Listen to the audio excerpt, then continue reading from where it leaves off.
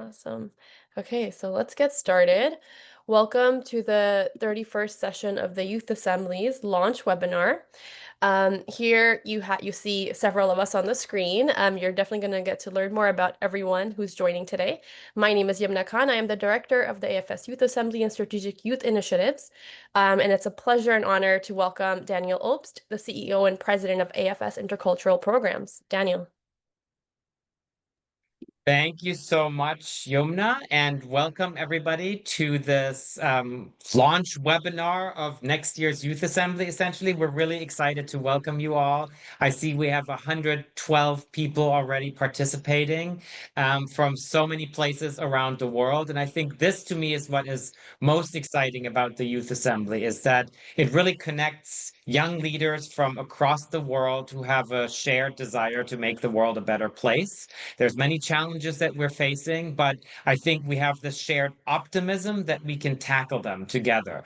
And I'm super excited about what's ahead for us. I want to just give just a few brief introductory comments about AFS because some of you may not yet know about AFS, and then reveal some new exciting themes for the Youth Assembly. And then, of course, we'll turn over the discussion to the amazing advisory council that we have this year guiding us in this whole process. So just a little bit about AFS and maybe about myself. I'm Daniel. I'm the CEO of AFS. I've been at AFS for 9 years now.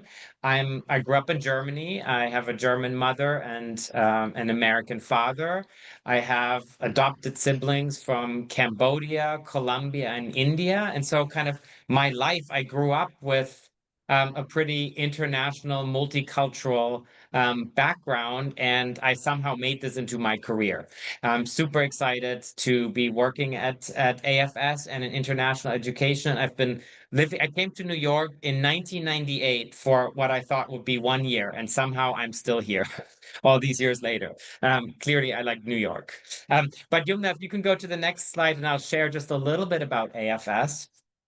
So AFS is one of the largest nonprofit organizations working in the field of international education. And our kind of real aim and mission is to create a more just and peaceful world. And we do this by giving people the knowledge, skills, and understanding needed through intercultural learning activities. So really kind of like intercultural learning and development is our core. Um, but we were a really different organization when we were founded in 1914.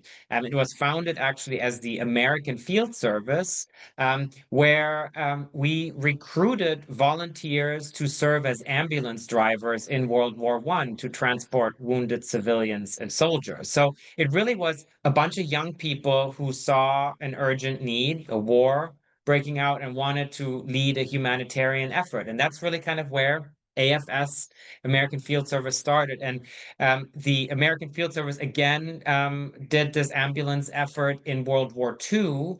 And then after that war was over, the volunteers came back and said, well, what do we do now? How do we preserve peace? And they felt that the best way to preserve peace is by giving young people at one of the most transformative parts of their life an opportunity to live with people in a different country, in a different culture, build friendships across cultures. And that's how the AFS exchange program started. We're now no longer American, the American Field Service. We're totally global. That's why we dropped the American piece. And so we're just AFS. We work in 55 countries where we have national organizations.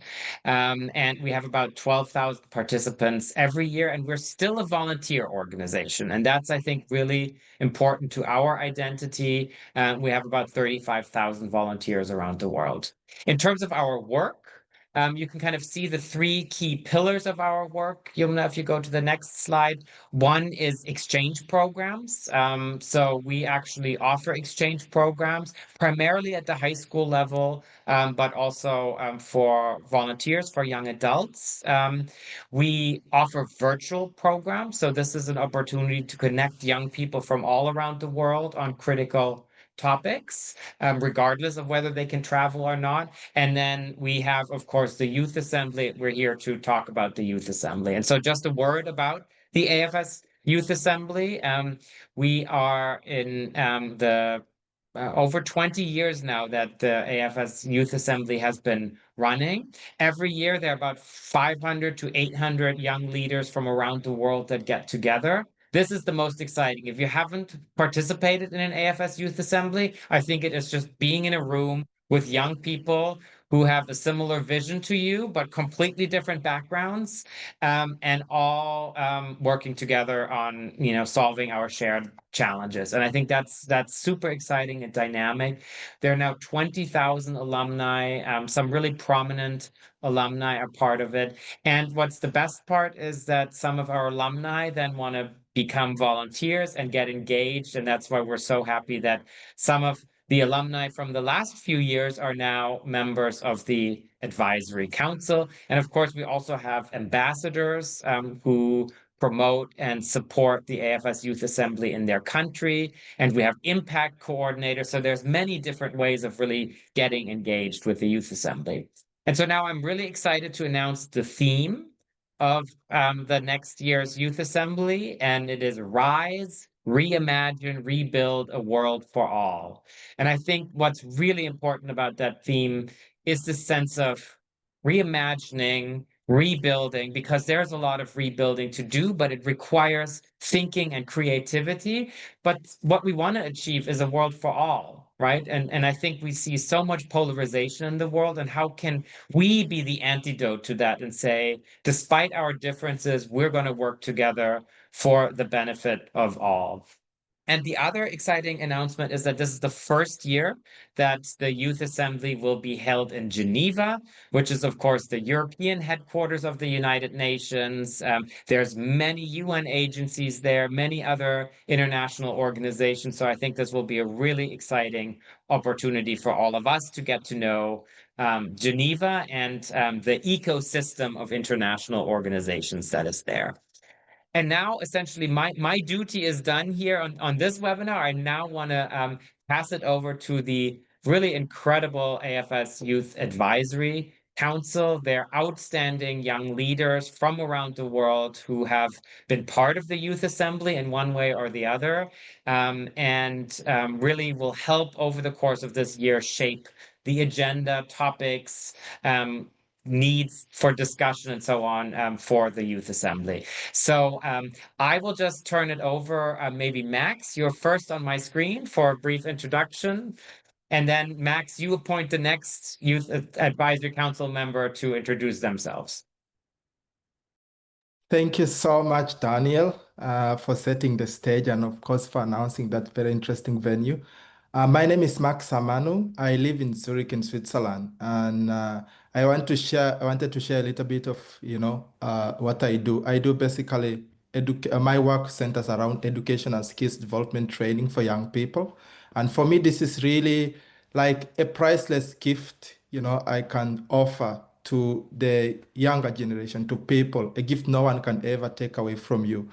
And I think through education, I'm able to develop young people into more responsible, not only adults, but in the course of their whole life. And I see this as my work as a two-way process that I develop other people, and in the process, I also develop myself in the course of this journey. And so that is for me a mutually beneficial contribution my work is doing to the world. And because I love what I do, I get very much good energy from it. So the vibe continues. I will introduce Ilan to go next in how I see in my screen. Thank you. Over to you, Ilan. Thank you, Max. Hello, everyone. Good morning or good afternoon or good evening, wherever you are in the world. My name is Ilan Enverga. I am from the Philippines, but I'm currently calling to you from Doha, Qatar for the World Social Summit on Development. Very exciting time for young people who are very much active in this space. A bit about myself, I am an educator. I very much love the SDGs, and I've combined those two things together, bringing the SDGs and action for them to schools around the world through teacher training and education for sustainable development. I'm also working with the SDG 4 Youth and Student Network, which is hosted by UNESCO headquarters in Paris. And I'm also the youth representative on the Education High-Level Steering Committee, as well as the global focal point for education in the Major Group for Children and Youth, or UNMGCY. But looking forward to hearing from everyone and hopefully meeting you all in Geneva next year. And I really look forward to this webinar. Thank you, and I will pass it over to, I see on my screen, Nina. Hi, Nina. Hi, everyone. Nice to see all of your introductions in the chat. It's so exciting. So my name is Nina. My pronouns are she, her, and I'm Serbian/Croatian living in Sweden. So very, very European, I would say. But what is maybe important for you to know is that I've actually been an AFS volunteer for 12 years now. So doing a lot of trainings and development of other volunteers and working on more active citizenship in my region, where now I am elected by the biggest platform of youth organizations in Europe to represent them in Advisory Council and Youth of Council of Europe, where we are co-managing priorities, programs, policies, and budgets for youth at the level of our continent. So it is a lot of work. So I work a lot with policy and how young people can be involved and how they should co-decide policy and be part of decision making. Where I am super proud that recently we've adopted a reference framework on youth perspective that is a huge policy win. So if you see me, I will probably be geeking around slow and beautiful things that policy should do, but also how important it is that we are all included. So I'm very much looking forward to this next AFS Youth Assembly. And let me see who I see here. Odunayo, if you want to go next.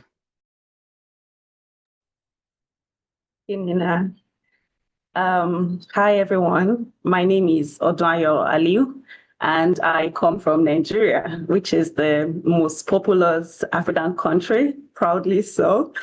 I work in the area of education as well, like some of my colleagues.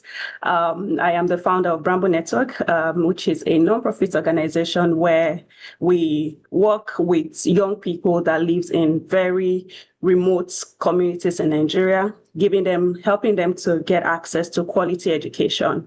And this is what we've been doing for the last 7 to 8 years. And it's exciting to also see that many of the young people that we have worked with, they are also now in spaces like this, also giving their voice to making sure that other young people have access to opportunities like this as well. So last year, I attended my first youth assembly, which is, I've not been able to recover from that. And that's why I am a big campaigner this year to make sure that as many people that can attend the youth assembly, they should come, also connect with other change makers from around the world as well. So I'm happy to be here today. I would pass it on to, I think I can see Hikaru. Yeah. Yeah, thank you. It's such a pleasure to be able to serve with such extraordinary young leaders and also with Daniel, Yumna, and the rest of the team.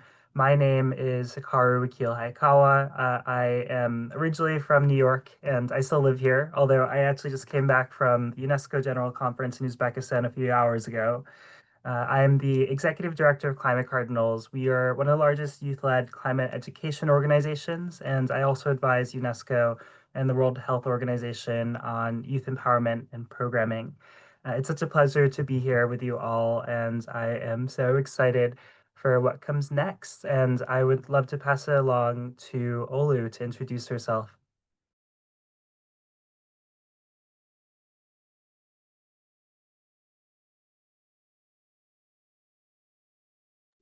Olu, Away. there you are. Yes. Can you hear me? Yes, we hear you. Yeah. Hi, I'm Oluwadamilola Akintewe. I am from Nigeria, but I currently live in Beijing, China. I'm doing my master's in global affairs as a Schwarzman scholar. I am a lawyer and I work in the area of human rights, development, and sustainability. I also founded a social enterprise called Project Rebirth in 2018, where we provide interventions, human rights support to one of the world's most marginalized communities, which are people who live in conflict zones across Nigeria. I am so grateful to be the recipient of the AFS Youth Young Global Citizen Award for this year, 2025, in which was also my first time attending the AFS as well. So it was incredible experience. And for me, when I am not lawyering, you definitely see me advocating for women's rights. I think my best passion is women's rights because everything I do still revolves around women's rights. Like my organization provides skills training and microfinancing to women-led businesses because I know that with support, women can, change the world, and we're doing that. I'm very excited for the AFS Youth Assembly for next year. I was there for the first time this year, and it really, really was inspiring. Outside of the conversations, the people that I met. I think the best thing about AFS is the people that you meet in those walls. You walk into a room and have a conversation with someone that opens your perspective to things you never thought possible. And for me, that's one of the most incredible things about that program. And for those who will be joining in 2026, trust me, you will be expectant. It's gonna be incredible. It's gonna be amazing. So looking forward to it, and thank you so much. I think I'm the last person, but if And not, we have two more. We have Hugo and Layan. Maybe Layan, you okay, go next. all right. Hello, everyone. My name is Leanne Aldrich. I'm a current medical student at Al Faisal University in Riyadh. I'm currently in Doha for the second World Summit on Social Development, but I'm based in Riyadh, Saudi Arabia. I work on medical innovation, youth empowerment, and global SDG advocacy, including leading research, creating health tech solutions, and representing Saudi youth at international platforms. And I look forward to working with you and meeting you all soon in Geneva. I'll pass it now to, I Hugo. think it's Hugo. Hugo. Yeah. Hello, everyone. Greetings. I'm currently in Colombia. It's quite warm here. And I'm very, very proud to mention we're doing something historic here, which is doing a youth social entrepreneur tour across 12 cities in the country with my project Dream and Impact. We're creating seminars in territories where there's lack of education. A bit what I've learned from AFS Youth Assembly, we're taking it to the ground, and we have amazing people even from Harvard University, from London University that have come over to support this great project, and it's certified by the university. I start with this because these are just some of the amazing things that can come up from being part of AFS. These are the things you get inspired to do, and these are also the networks you build during AFS, because some of the people that have been to AFS have actually been supporting me in this tour and actually going to be some of the workshop leaders in different sessions. So there's amazing things that always come up out of AFS. I've managed to be youth ambassador for Colombia, then impact coordinator, now part of also the council. And I've just seen this amazing platform that has helped me not only share my story with a lot of people of, the different situations I had to go to as an immigrant in the UK, but also the amazing networks I have been able to build. I've been working in quality education here in South America for around 10 years, creating these sort of seminars. This is the biggest project I've done today, right now, but we've been working, creating over 400 workshops in the last 4 years around the country, also in the US, in the UK, with partnership with Google, Deloitte, Booking.com, in creating spaces for young leaders to rise up to take positions of leadership in society. So I'm here to help, and I'm very, very excited about what's coming up next, meeting new faces as well, and continuing to work with many of you in social matters and in that goal that we will have to reach the sustainable development goals. Thank you so much, Hugo. And thank you for the entire Youth Assembly Council. Your intros were already amazing. So we have a lot coming up for everyone who's attending today. I'm excited to hear more insights from you all.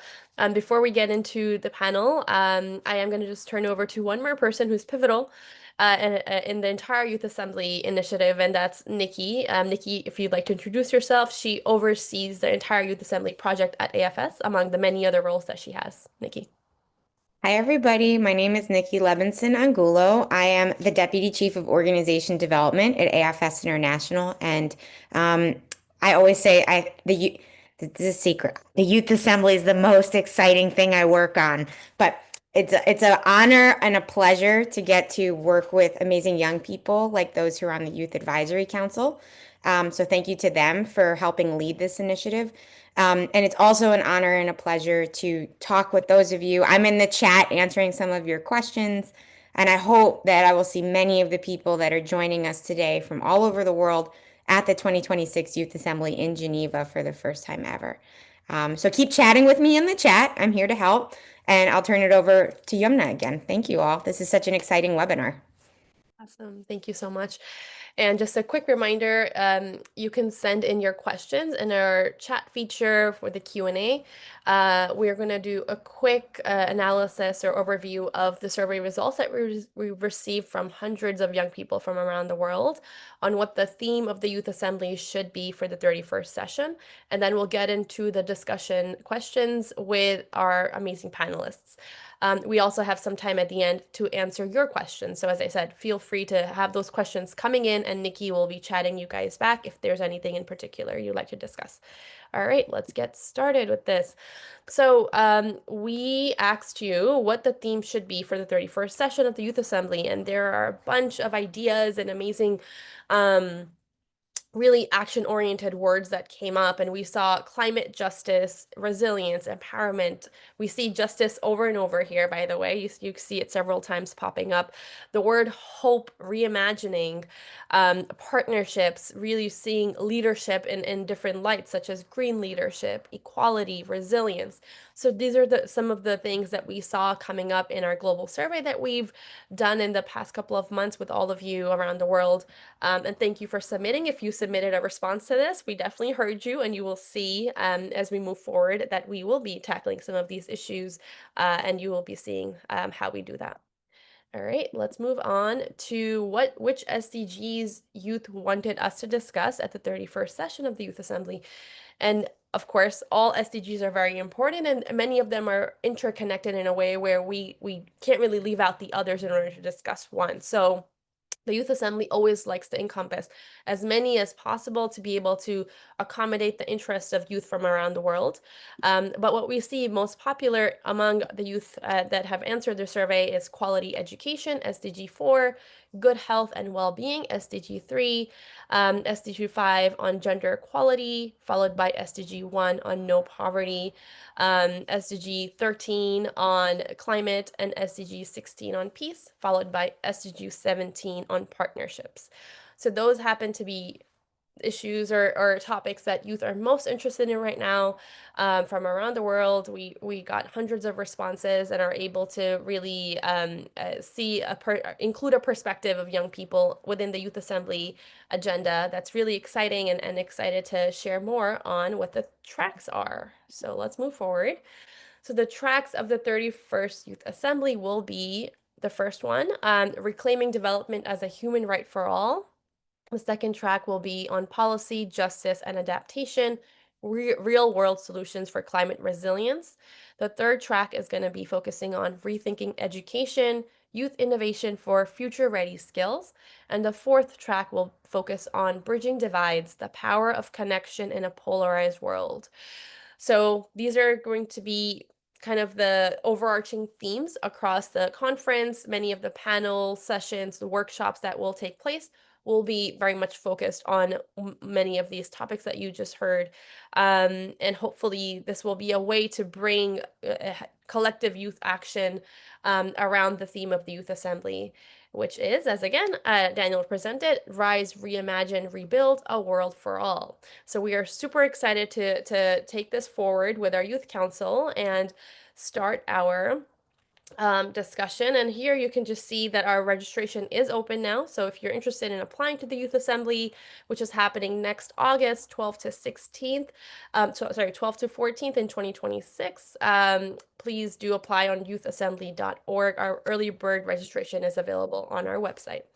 All right, so what I'm going to do now is stop sharing my screen and I get to see all of my lovely panelists. And we're going to start with our panel discussion. So the first question I have for you guys is for Hikaru and Alu. What stood out to you from the global survey results and the concept of the 31st session of Youth Assembly? And what are you most excited about? So for me, what stood out is how future thinking the theme is. So as we all know, we're 4 years into the UN SDGs, we're nearing the end, and we're asking ourselves the question, what are we going to do after the UN SDGs? What framework, what agreements are we having as young people? So I'm very excited to see that the next year theme focuses on young people's ability to push for a world where development is a right, where development is not for a few, where development is accessible by all. And as someone who also works with young people, works in areas that are one of the world's most marginalized, I am very excited to see the conversation and how it's going to amplify voices that are not usually heard on the global space. And on a final note, as a Nigerian, I'm so excited that it's moving to Switzerland because for people from countries that do not have passport privileges, they may be able to attend this time. So I'm really, really excited about 2026 AFS Summit, and I look forward to the conversation. Thank you. Yeah, no, I'd love to echo Olu. I'm super excited for the Youth Assembly, and I remember I also attended when I was 17.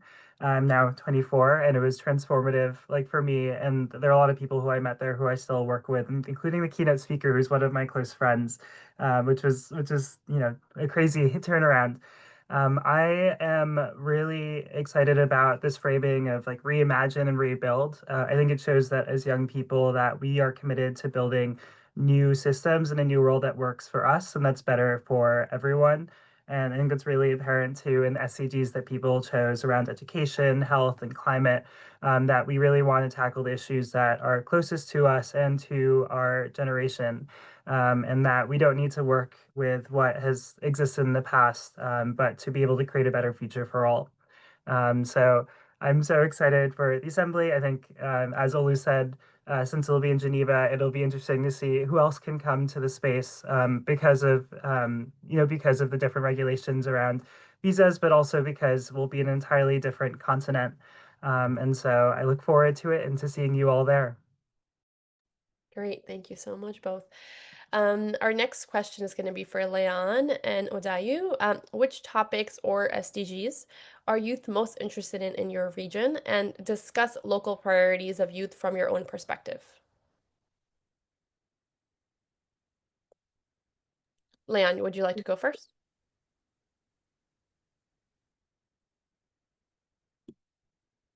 Just unmute yourself. Awesome. Okay, can you hear me right now? Yep. Okay, good. Okay, answering the question that was mentioned, basically in Saudi Arabia, the youths are interested in SDG is strong, but it's evolving right now. Most commonly, SDG 3, SDG 4, SDG 9, and SDG 13. Starting with SDG 3, health is a major focus, not just in terms of access to care, but also the innovation in how care is delivered. So a growing number of youth are entering healthcare research and health tech fields, working on solutions like telemedicine, AI diagnostics, mental health platforms, and assistive technologies. There's a clear shift from viewing health as a hospital-based service to a broader system where prevention, personalization, and well-being matter. Mental health, in particular, is no longer a taboo subject among youth. So it's being spoken about research and integrated into initiatives from universities to community programs. Going to SDG 4, which is quality of education, which remains a central concern. But again, it's not about quantity or access anymore. It's about relevance. Many young people here are asking, is what I'm learning preparing me for the world I'm entering or a world that no longer exists? So there is a push for educational rethink that includes entrepreneurial thinking, digital skills, and real-world application. Students want more than just academic success. They want education that reflects current realities, that values creativity, and that equips them to lead, not just to follow. when talking about SDG 9, which is about innovation and infrastructure, this goal resonates strongly because it reflects how youth see themselves as contributors, not just only as recipients. So we're seeing growing interest in startup culture, medical innovation, and sustainability-driven engineering. But the key shift is this. So youth aren't just consuming innovation, they're creating it. So whether through building sustainable devices, developing local tech startups, or engaging research that solves real community problems, the focus is on solutions that matter here, not just imported models. And also talking about SDG 13, which is about climate action, it's also gained serious traction here. So youths are becoming more aware of the local environmental challenges like water scarcity, desertification, and energy sustainability. The interest isn't just in global climate discourse, it's also in localized action. So this includes projects in sustainable agriculture, green tech, and redesigning consumption behaviors in culturally relevant ways. Youth want sustainability to be integrated into how we live, not just treated as a separate issue. Beyond specific goals, I'd say there is a broader trend where youth care most about systems that give them a role, not just the seat. So whether it's education, health, climate, or innovation, the question youth are asking is, do we have the ability to shape this, or are we just expected to participate on someone else's term? So the priorities aren't just about choosing the top 3 SDGs, they're also about transforming how these goals operate from something designed for us to something designed with us. Yeah, that's my answer.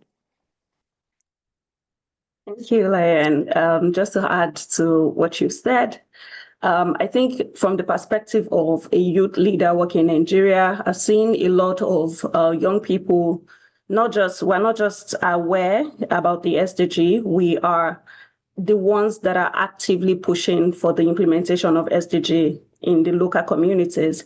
So in recent time, there's been a lot of collective action around SDG 4, which is quality education, SDG 3, the gender, SDG 5, and even the SDG on decent work. And this is because a lot of young people are now starting to question the traditional system of education as we talk about the quality education one. In Nigeria, we are still having the issue of access and quality. For us, access is still like a huge barrier. We, according to data, we have the highest number of out-of-school children in the entire world, which is like 18.3 million children that should be in school, but they are not in school. So now we have so many young people, not just waiting for government to do things, but you see a lot of young people like myself starting tuition-free schools in their local communities. We see people just gathering, mobilizing resources amongst their friends and just starting to create solutions to a lot of this problem. And when it comes to decent work as well and economic growth, we also have a lot of questions around what's the future for us as young people. Yes, we managed to go to school, we finished school, but where's the job? And we have like a very huge unemployment rate as well. So a lot of young people are now shifting to entrepreneurship, creating jobs, for themselves and for people in local communities. So it's so interesting to see that young people in my country, we are not just waiting to for solutions to be brought to us. We are actively creating solutions. For example, Adam Lola has a company. She has people working with her. I have my nonprofit organization, I have people also working in this nonprofit organization. So young people are moving from just being bystanders, being, people that are waiting for things to be done for them, but actively demanding change and also pushing it to happen.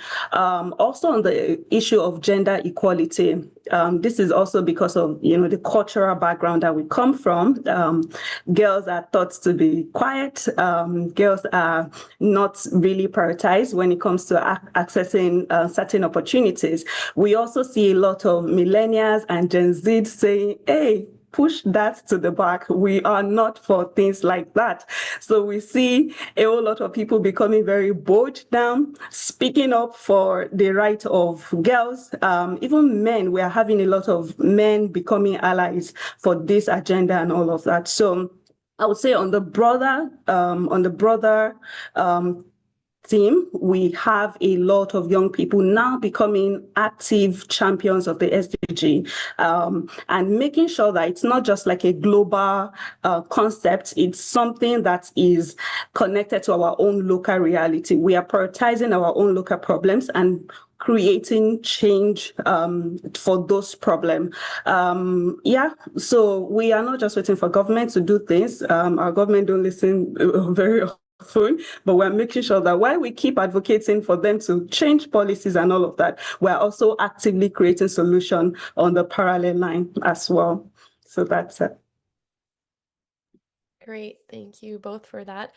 And really having the chance to contribute and not just be part of something that is owned by someone else, and actively creating solutions, not just demanding it. I think those two things really stood out. Thank you both for sharing that.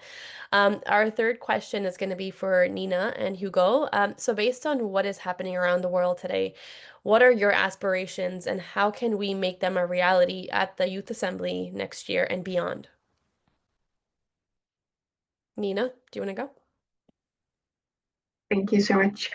I will try to be brief. Well, I will actually continue by commenting what's been said before. For instance, the way that I like to bring change is that I do not want to do, I don't want to have a career that does what I think should be changed. I want the institutions and my government to be working on giving me my rights that I deserve to have because I'm a citizen and a right holder, or just in general, a person here. So that's what I've been doing in leadership, like trying to include more young people in policymaking where we usually are not and where everything is slow.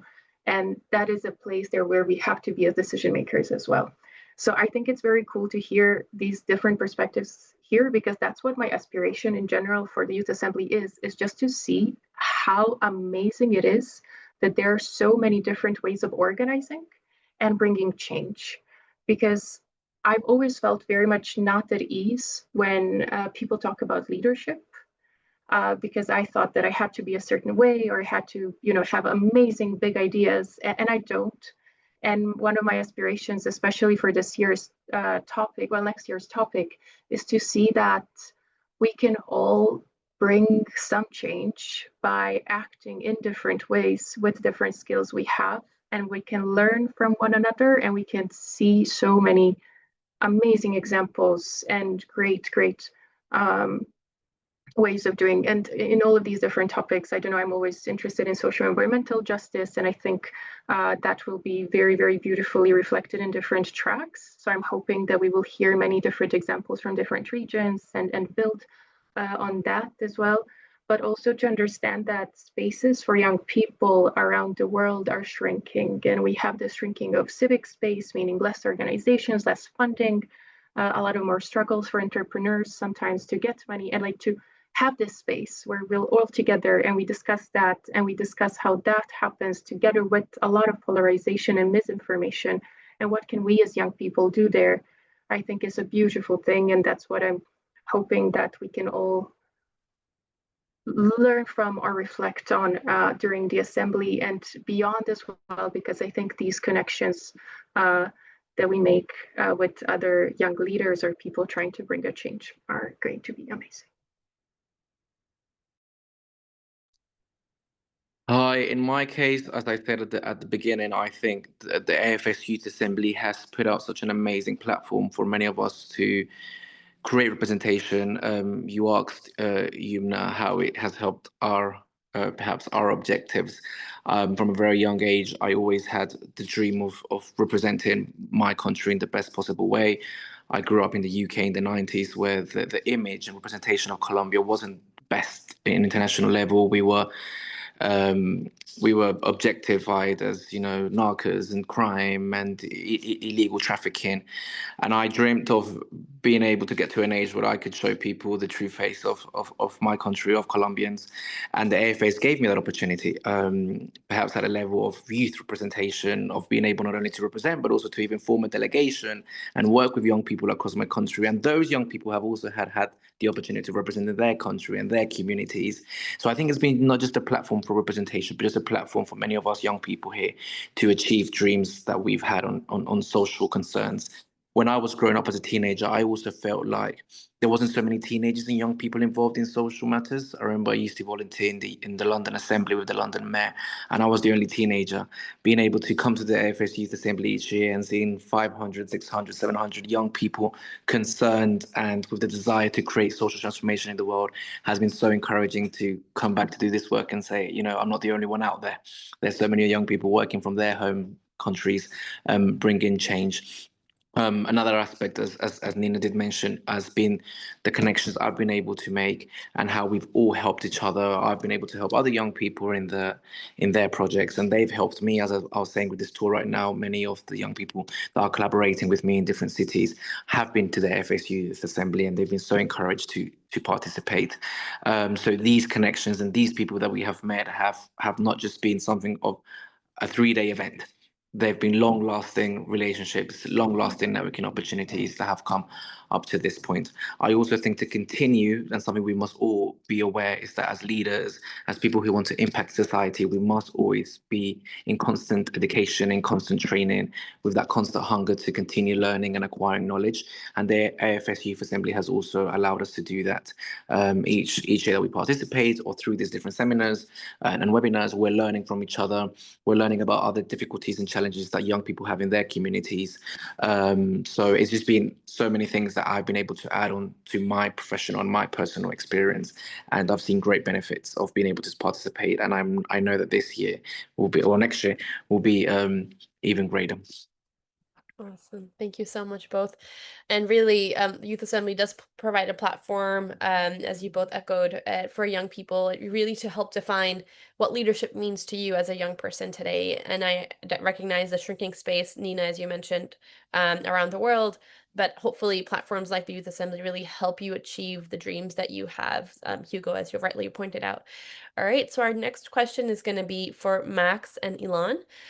So how can youth rise, reimagine, and rebuild a world for all?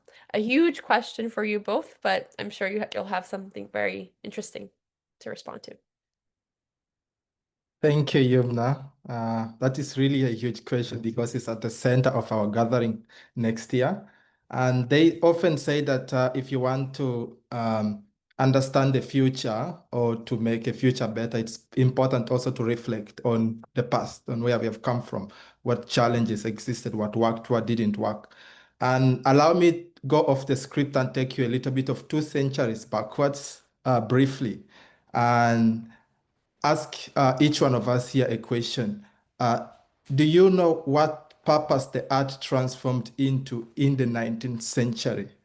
I mean, like, what was the idea at that time before like the modern and contemporary art came into place? What was the idea behind all that? And probably because of time, I will not let you answer, but I will answer it for you. I discovered that the purpose of art at that time was, it was not only just like to please the eyes of the people. It was more like to move the souls. And it was like to inspire people to reach higher levels of thought, creativity, and to like unlock human consciousness. It was meant to be like to give a vision and to help humans see what has never been seen before, to motivate people to rise beyond what they thought was possible. It was also like the time that marked the shift of art serving institutions alone to start to serve the humanity, like human consciousness. It was also, when you look at the artists themselves, the painters of that time, it was also the shift from them, from becoming only the arts craftsmen to like visionaries, And so because of that, they wanted to use that point like to awaken society, not only like to decorate it. They wanted like to use the art like a call to action, calling people to start seeing things differently, to start feeling more deeply with the social challenges that were existing at that time. And even most importantly, that people should start acting to get more courage to start to take action. And it was like a turning point for art from serving, imitating life and start actually inspiring life itself. I brought all this up because for me, it's like the experience of the Youth Assembly is like a recreation of this, you know. It's like it meant to inspire like a movement of doers, uh, inspire young people to rise to act, not only like to be spectators and follow only the various sessions, but also it's like a movement of purposeful young leaders that are already making change in the communities to do more, but also to support more of each other. And so when you look at the theme like rising and reimagining and rebuilding a world for us all, for me, it is essentially like a call to action to all of us. We are not only like talking about it as like a slogan, it for me sounds more like a call to real work, to get to work. Because when you look at it, we will not be able to rise by just wishful thinking here and there. We have to be able to bring our ideas from our heads to our feet. What do I mean by that? To actually improve the living conditions of people, it requires that we are able to translate ideas from our mind into action. We have to be able to translate all the visions that we have into like real work. And it is like when you have ideas in your mind, you take them through your heart, and then when your heart approves that it feels right, it's time to bring them to life. And so for me, like this theme is like that we are building movement of people, bringing ideas into life. And when you look at it like the current times we are living in, to rebuild the systems that are shattering in front of our eyes, it's important that we are ready and preparing mentally and physically to invest energy, because it will not be easy to just stand the tide with, a few things and there. It requires us to probably like do much more work to be able to willing to work much more harder, and also to be able to um, uh, uh, to make much more coalitions of people doing the work. So when you look at, for example, the world we live in today, like it was also built by other people who experienced challenges and refused to give up and worked hard.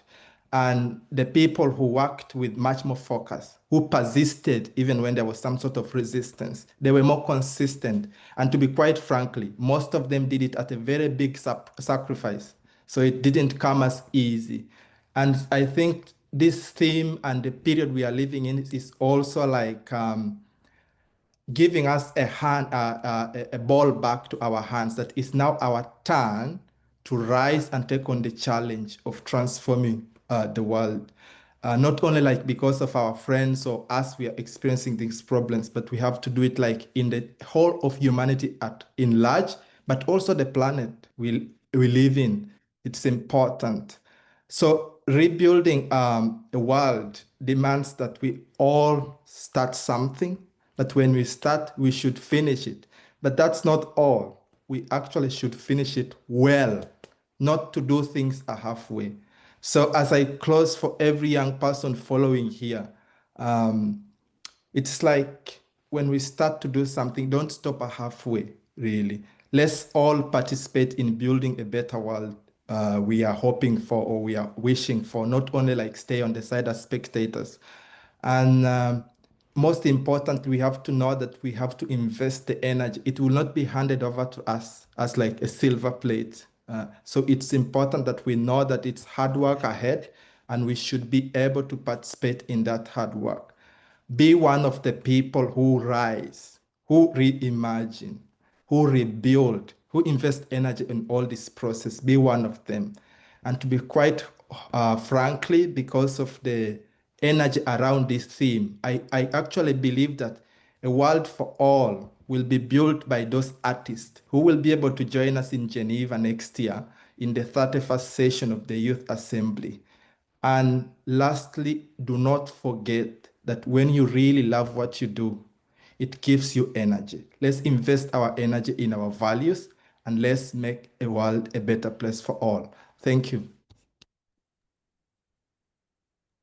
Thanks. Thanks, Yumna. And thank you so much, Max, for, I don't know, I feel very energized and inspired hearing from you, but also hearing from all of our fellow panelists. And I apologize if it's a little bit noisy where I am, but I will do my best to speak over it. But I'll try to keep this concise. I know we are about to wrap up, but what I'll do to kind of capture some of the ideas that I've heard from our fellow panelists and from what my experiences have been with the AFS Youth Assembly is to just stick to the three verbs and action-based words of this question and of the theme of the 2026 Youth Assembly. So rise, reimagine, rebuild a world for all. I'll start off by thinking about the word rising. I would say that when it comes to young people, I'll echo what Max was saying, that there's a lot of effort that comes from building this movement of youth empowerment, youth action for the SDGs, and finding these spaces for young people and creating them. A lot of the systems and structures that we live in, unfortunately, are created and are run and implemented by people who are not from the young generation.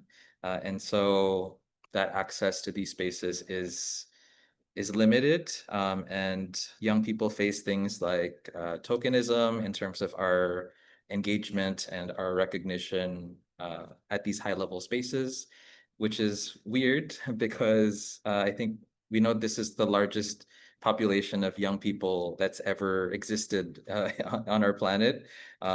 I know the numbers change, but I will go with like 1.8 billion is one number that I've heard, 1.8 billion young people. But if we look at the UNESCO Global Education Monitoring Report last year, we found out that only 2% of the 1.8 billion young people were being meaningfully engaged in policymaking. So that doesn't make sense. The places that decide our futures and this world that we want for all of us should reflect the population that exists on our planet. So in terms of rising above these types of systems, I hope we can, and I heard this from Nina also, is we have to, when we have the opportunity to come into these types of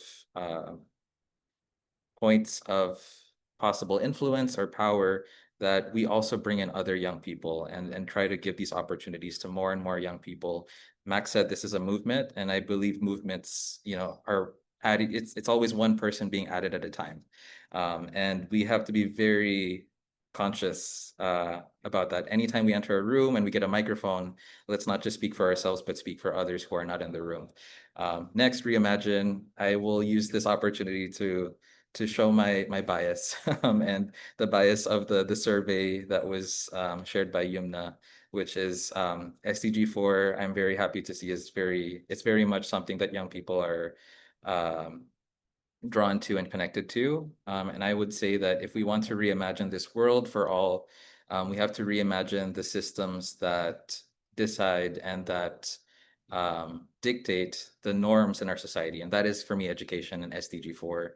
So I really believe so much that we cannot solve our 21st century problems with 19th century classrooms and schools. So we really have to update, we have to redesign our schools and what we're learning.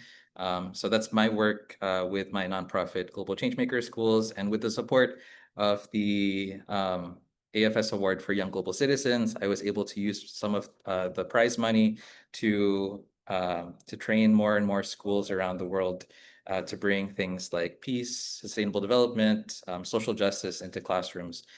So very, very honored to have received that. And last but not least, rebuilding. I'll make this a quick point about how we need to rebuild the world for all.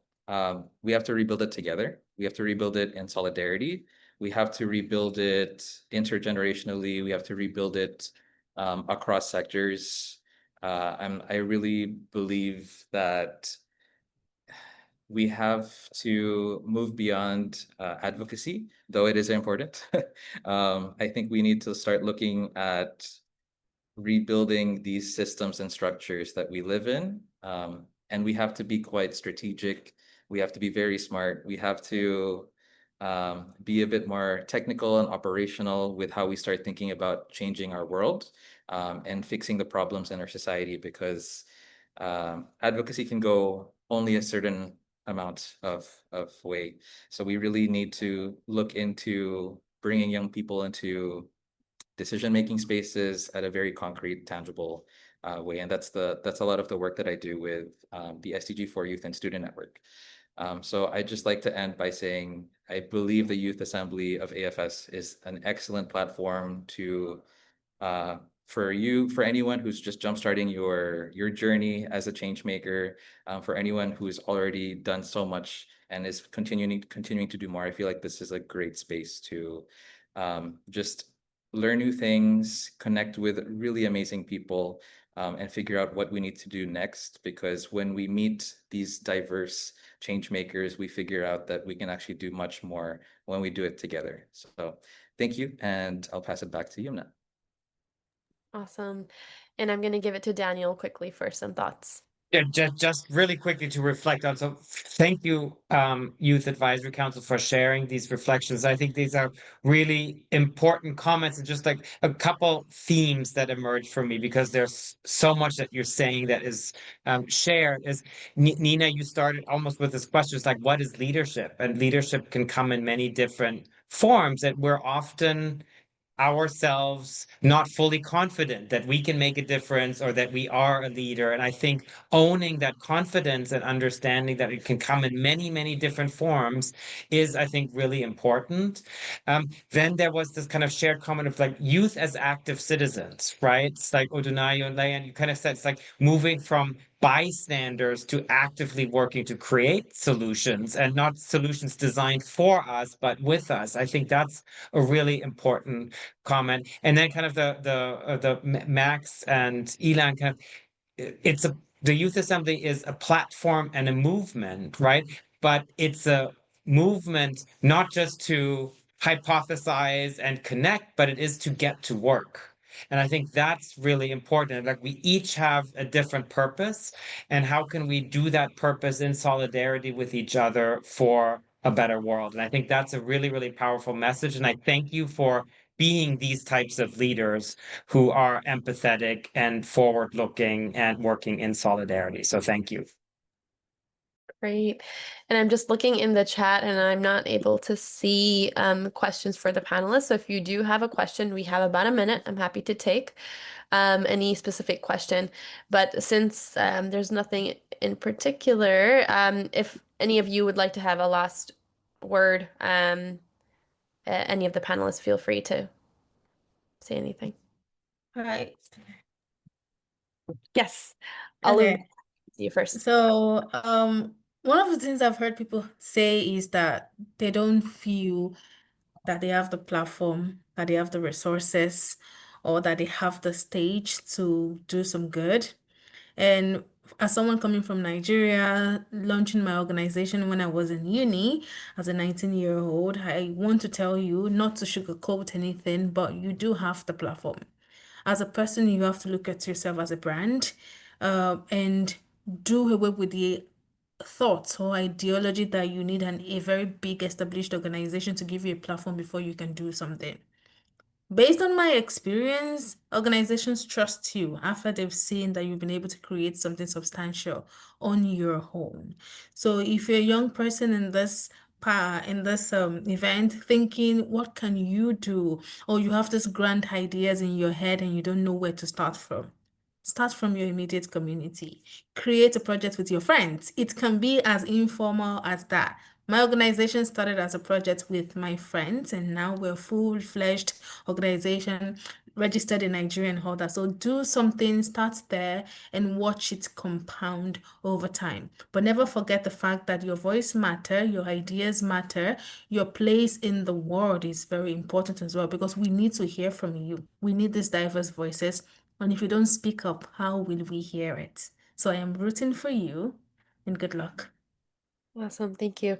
And with that, I'd like to conclude by saying at the Youth Assembly, once you're there as an attendee and become a delegate of the Youth Assembly, you have the responsibility of opening the doors for so many young people who are not able to access such platforms. And as many of the people here, our amazing panelists have discussed today, they are here, but they are also representatives of a much larger youth body in their regions. And so congratulations on you all as well for the amazing work that you're continuing to do. And thank you for all the attendees who've joined us from around the world. Again, we are excited to see you next August 2026 in Geneva, Switzerland for the 31st session of the Youth Assembly. Thank you, Daniel. Thank you, Nikki, and amazing attendees. Thank you. Have a good day.